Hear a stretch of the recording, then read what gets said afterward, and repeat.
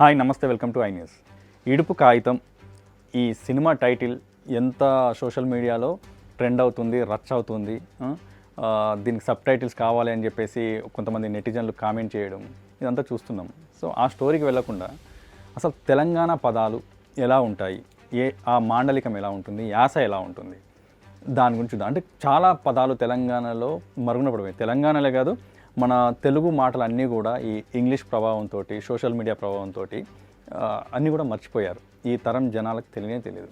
అందులో తెలంగాణ పదాలు అయితే మరి ఇవి ఉర్దూకి, అంటే కుతుబ్ షాహీస్, నిజాం ప్రభులు తెలంగాణను పాలించారు కాబట్టి ఉర్దూ ప్రభావం ఎక్కువ ఉంటుంది.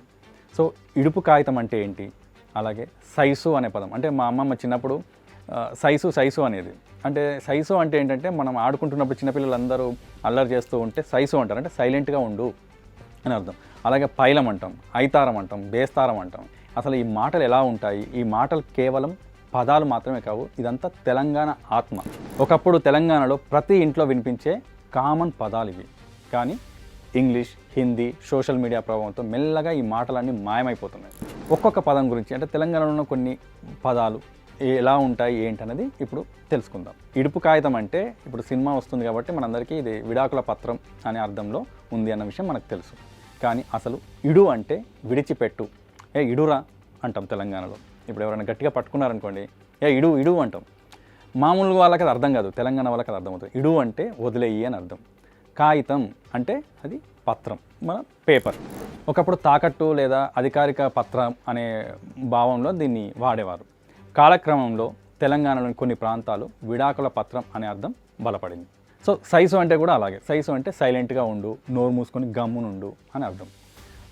పైలం అంటాం, అంటే ఎవరైనా ఊరెళ్తూ ఉంటే, ఇంట్లో మా పెద్దవాళ్ళు ఊరికి వెళ్తూ ఉంటారు, లేదంటే కాలేజీకి వెళ్తూ ఉంటారు, పైలంగా ఎల్లు బిడ్డ అంటాం, అంటే జాగ్రత్తగా వెళ్ళు అని అర్థం. అలాగే ఐతారం, 90s తర్వాత జనరేషన్ కాకుండా దానికి ముందుకు వెళ్ళినట్టయితే ఐతారం అంటాం. ఐతారం అని అంటే ఏంటి? ఆదివారం. బేస్తవారం అంటే గురువారం అని అర్థం. సో ఇంకోటి ఏంటంటే కూసో అంటాం. పెద్దవాళ్ళు ఎవరైనా వచ్చినా కానీ కూర్చొని మాట్లాడు అంటారు, అంటే కూర్చో అని దాని అర్థం. అలాగే కాకా కూకో అంటాం. అలాగే మనం కూరలో వేసే కరివేపాకు, దాన్ని కళ్యామాకు అంటాం. జనరల్గా కరివేపాకు అని వాడుక భాషలు ఇప్పుడు మాట్లాడుతున్నాం, కానీ దాన్ని తెలంగాణలో కళ్యామాకు అని పిలుస్తాం. అలాగే తుప్పు పట్టింది అనుకో, ఏదైనా ఐరన్కి వాటికి సిలుము పట్టింది అంటాం, అంటే సిలుము అని అర్థం, తుప్పు అని అర్థం. అలాగే కొంతమంది గొప్పలు చెప్పుకుంటారు తనకు తానుగా, నేను చాలా గొప్పని అని. దాన్ని మేము తెలంగాణలో ఏమంటాం అంటే ఏతులు చెప్పకరా అంటాం. అంటే దాని అర్థం ఏంటంటే నువ్వు గొప్పలు చెప్పుకోకు, బాగా చెప్పినవులే అనే మాట. అలాగే తూటు అంటాం. తూటు అంటే రంధ్రం. ఈ మాటలు పాతవి కావచ్చు, కానీ వీటిలో తెలంగాణ చరిత్ర ఉంది, తెలంగాణ సంస్కృతి ఉంది, మన తాతలు అమ్మమ్మల గొంతు ఉంది. మాట చనిపోతే దాంతోపాటు మన సంస్కృతి కూడా చచ్చిపోతుంది. అందుకే మన తెలంగాణ మాటలను మళ్ళీ మాట్లాడుకుందాం, మన పిల్లలకు నేర్పిద్దాం. ఎందుకంటే ఇది యాస కాదు, ఇది మన గుర్తింపు. ఆంధ్ర, తెలంగాణ ఇవి ప్రాంతాలుగా మనం విడిపోయి ఉండొచ్చు, కానీ మన భాష ఒకటే, మన మూలాలు ఒకటే, మన చరిత్ర ఒకటే. ఎన్నిసార్లు గొడవలు జరిగినా, ఎన్నిసార్లు విడిపోయినా, ఎన్నిసార్లు కలిసినా భాష మాత్రం ఒకటే. యాసలు మారుతూ ఉండొచ్చు. రండి అన్న, రాండ్రి అన్న, పొండి అన్న, పోండ్రి అన్న అర్థం ఒకటే, యాస మాత్రం వేరు.